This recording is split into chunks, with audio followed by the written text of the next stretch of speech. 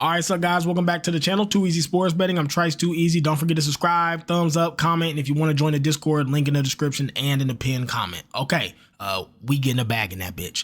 Anyways, people ask me to make this video a lot. I'm gonna talk about it. Lately, been very successful in parlays. I mean, I've always done well. I built a lot of bankrolls on parlays, but lately I've been on fire with these bitches, hitting constantly and coming very close to hitting a lot more than like the average bettor. And people keep asking me like, what's the secret? What do you do? Like some advice for betting parlays. Okay. So I'm going to tell you the 3 biggest things that I learned ruin parlay bets daily. Every day, every week, you see people having the same issues. And it's really the same 3 things that cause these bets to miss. And once you figure out how to identify these things and get around them, you'll start hitting your parlays more, okay? So I'm gonna go from least important to the most important, but these are all very, very important. The number one's just super fucking important to understand, okay?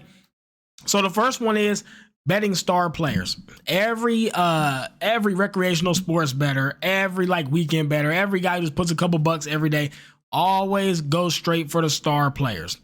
The problem with this is, so a lot of people think the books make the lines. The books make the baseline. Then what happens is the public starts betting and the line starts to adjust. So if let's just give an example. Let's say that Lamar Jackson's touchdown line is at 1.5 to start the game, and then that gets hammered with millions of dollars over. The book's gonna up that to 2.5. Right? Okay, that's just so basically what I'm trying to tell you is the public actually sets the real line. The book just sets kind of the base, and then the public adjusts it based on how much money is thrown on that, okay?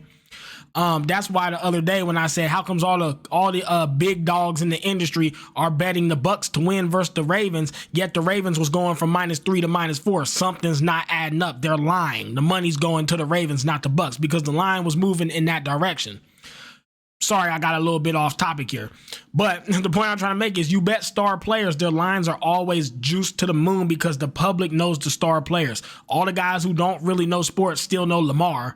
All the guys who don't really know sports know fucking, I don't know, Tom Brady when he was playing, right? I'm just giving examples. They all know fucking Ant. Most players know Ant or Luka or like, you know what I mean? They know the star players. So if you never bet and you don't really do it, but you just jump on and bet a few bucks every night, millions of people are doing this, though. That money's going to them star players. That moves the line and makes it worse for your sharp bet. On top of that, star players get hurt a lot. Star players get manipulated by coaches and refs a lot who may very well be bought to make them players have bad games. You can't buy star players, they have too much money, but you can buy coaches and referees, and it can be really janky shit going on when you betting these star players. So their lines are really juiced to the moon because your average bettor knows who they are and puts money on them. They're heavily influenced by corrupt coaches and refs, right? And they are in the action a lot, so they get hurt a lot because the star players out there doing the most and everyone's targeting them. So they are oftentimes the most beat up and the most involved. So they get hurt a lot. So betting star players is really bad. That's why if you look at my Twitter and like the bets I've been hitting or the bets I've been close to hitting, it's typically not star players. I mean, unless it's a quarterback running back duo that I'm doing, like a 2-man slip. But a lot of times I'm not betting on the stars. I'm looking for, okay, so stars versus a really good cornerback. The wide receiver 2 or 3 might have a good day, and I think I can get him for some yards because their pass defense is terrible. Trying to and their lines will be way fucking lower, and they're just as capable of having a high yard day as if they lines at 50, ain't no reason they can't get 90 yards. You get what I'm saying? No different in basketball. Ain't no reason, the third man, the fourth man can't have a big night. You got to identify those spots, okay? Especially in basketball because them star players' lines are juiced through the fucking moon. You got to find out who else can ball that night, okay? That's the third thing. The third most important thing on the list. The second most important thing on the list that's going to cook your parlays and then ruin your make your bets miss. Betting players who are coming fresh off injury. How many people, raise your fucking hand, got cooked by why am I drawing a blank on his name? The Bucks. God damn it, how am I drawing a blank here? The Buccaneers wide receiver Mike Evans. Mike Evans. How many people got cooked betting him to come back and have 80 yards with 2 touchdowns, and the motherfucker gets hurt coming fresh off a hamstring injury, re-injures it. You have no business on earth betting on a fresh injured player coming right back. These guys are athletes. They're competitive. They want to get out there, and the teams want them back bad. They tend to overrush coming back. Plus, athletes are strong as hell, and men in general, most of these guys ain't some little beta bitches. They're usually some alpha males who think they can get out there and ball. They not hurt. I'm fine. I'm going to go play. Don't bet people fresh off injuries. There is a very high chance that either the coach draws up plays to keep him from getting involved a lot and staying out of the action, or if the coach says, fuck it, we ball, and gives it to him, he gets hurt. We just saw it. You literally just saw it with Mike Evans. Half the country's bets got cooked on in one quarter. You gotta be careful for shit like that. Okay, so fresh off injuries is very bad, and betting the star players a lot of times is bad. I mean, if it's a great spot, do it, but you guys get what I'm saying. Lastly, the number one thing that I identified was ruining my parlays. This is the number one thing that you have to stop doing. If you see, okay, I'm going to give you an example. Tomorrow, the Celtics play the Wizards.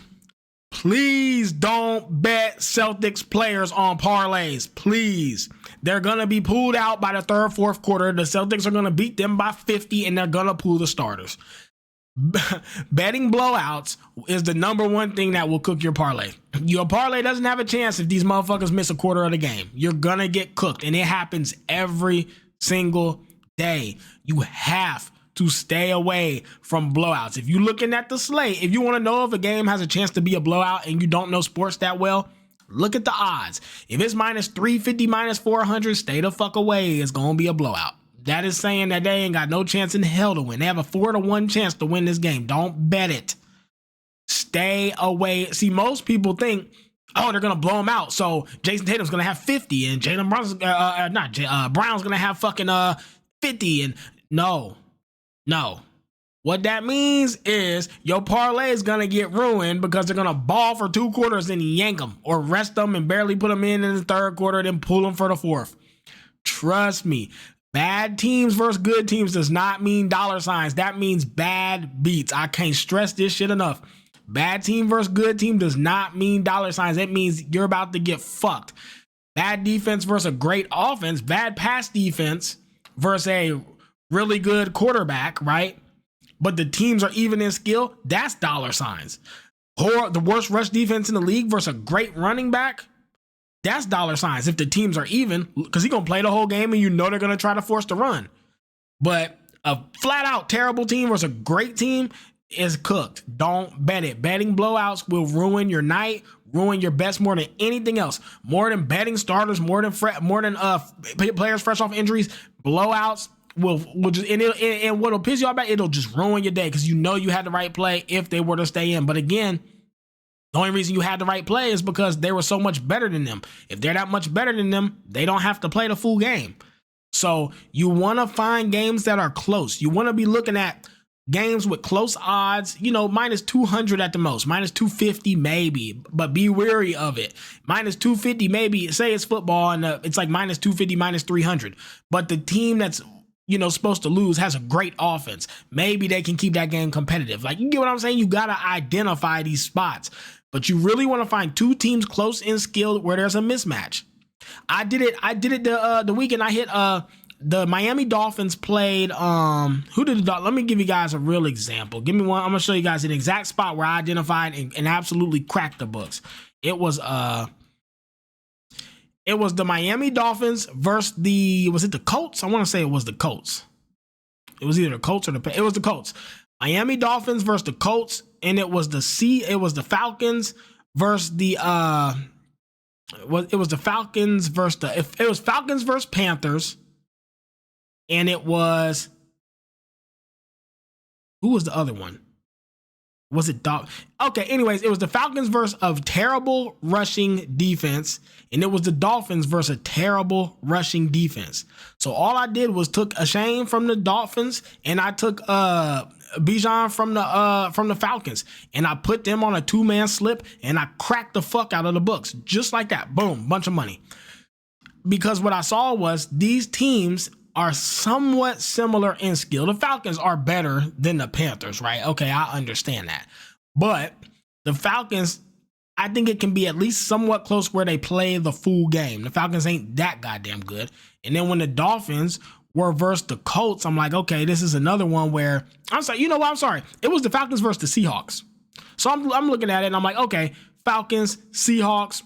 Let's try to do some. Bijan Robinson, well, maybe it's the Panthers. I don't fucking know. I don't know what I did. Anyways, the point is, I identified that these teams were very close in skill and the running backs had a big ass advantage. So I just bet the 2 running backs on a slip from each team. Cracked.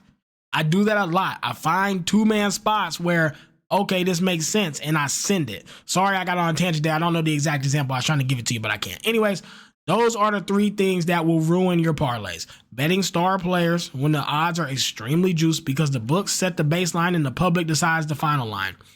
Players fresh off injuries will re-injure a lot, or the coaches will try to keep the ball away from them so their performance will be lower than expected, or they'll re-injure themselves. Stay away from it. And lastly, the blowouts, guys. Do not think blowout means dollar signs. Blowout means upsets. All right, guys, that's all. I'm going to see y'all tomorrow for some more. Tomorrow is Thursday. We got football, thank God, and we got basketball. Should be a good day. Let's get out here. Let's have a time. Let's crack these folks. Don't forget to join the Discord.